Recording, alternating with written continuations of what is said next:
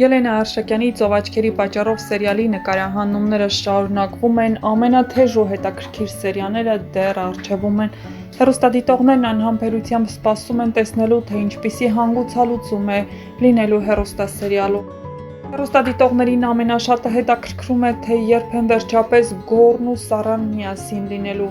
Սակայն այս պահին նման հնարավորություն դեռևս չկա, քանի որ հեռուստասերիալում իրադարձությունները գլխիվայր շրջվում են։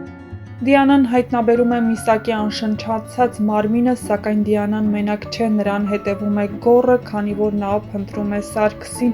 իսկ նա գիտի, որ Սարգսին գտնելու համար պետք է Դիանայի հետևից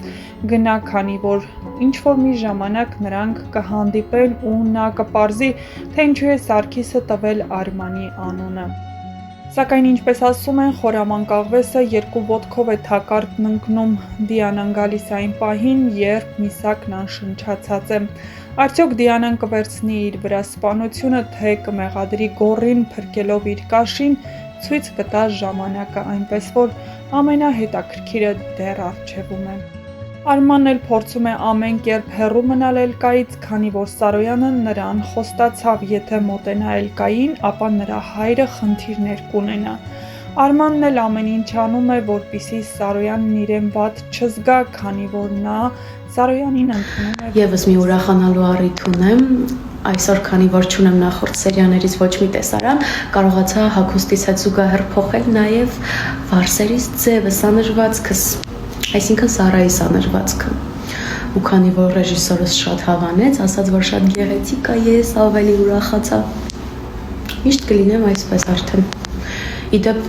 լսելով մի քանի հետևորդների խորհրդի, ես հիմա չեմ ներկում մազերս, այսինքն 3 ամիս է չեմ ներկել, չնայած չգիտեմ որքանով դա կզգացվի, բայց երևի այսպես ավելի լավ է։ Այսօր դիմահարդարվելու ընթացքում այսպես նայում եմ հայելու մեջ, ասում եմ լավ, ինչն է պակաս, ինչ-որ մի բան այն չէ, հետո հասկացա, որ ես սեպտեմբեր ամսից սկսած, իբր մեծ ողբերգություն է, էլի, չեմ օգտագործել հայլայթեր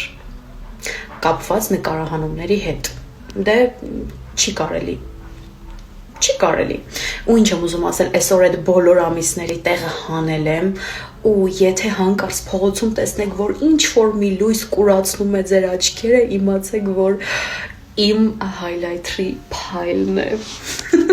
Ասենք նենց ենք ժպտում, իբր նորմալ է, էլի։ Ինչ-որ բան այն չէ, այո։ Եկեք ես հովին կանգնել։ Ու ես բոթասներով, ինչ իմանայի, որ ձյուն կգա, գոնե սապոգներով կմնայի։ Ժողովուրդ, ուրեմն ինձ մնացել է ընդամենը մի տեսարան, որից հետո ես պիտի գնամ տուն ու Ադրինեն մտածում էր, որ իրեն էլ է այդքան մնացել, բայց պարզվեց, որ շատ ունի, ասա, որ արդար է։ Չի ուզում հասկանամ, սա նորմալ է։ Չէ, ես չեմ դուք եք, սա նորմալ է։ Այո, սիրելիս, որովհետև ես 5 օր թատրոնում եմ եղել։ Խնդրեմ, 5 օրը չի եկես յոնքի։ Հետ ասում եք Սառան խեղճա, տեսեք ով է խեղճը ստան։ Ոյ բոլես, ոչինչ դու էլ տուն կգնաս մի օր։ Մի օր։ Ժողովուրդ, ուրեմն քայլելով տուն էի գալիս, մեկ էլ ամեն ինչ վայրկյանների ընթացքում տեղի ունեցավ, չհասկացա ոնց, ուղղակի զգացի, որ ինչ-որ մեկը ինձ գրկել է, ու ասես թշերս պաչում է անդադար, չեմ էլ կարողանում ասես փոքր մի հատ տեսնեմ ով է, մի խոսքով մի շոտ ջիգարով կին էր,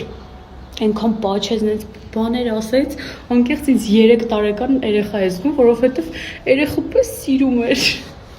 Շնորհակալ եմ շատ այս էմոցիաների համար։ Բարի արևոտ առավոտ։ Երևանում իսկական գարուն է, իմ սրտում էլ է գարուն, որովհետև այսօր եկել եմ նկարահանման ու ձեռքիս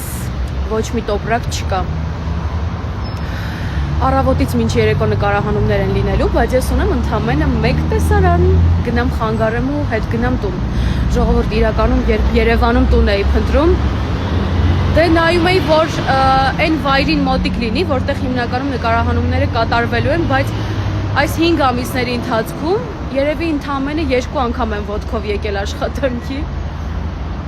իսկ այս մազը միշտ այսպես օդում է, ու մենք միշտ տեսարաններից առաջ փորձում ենք իրեն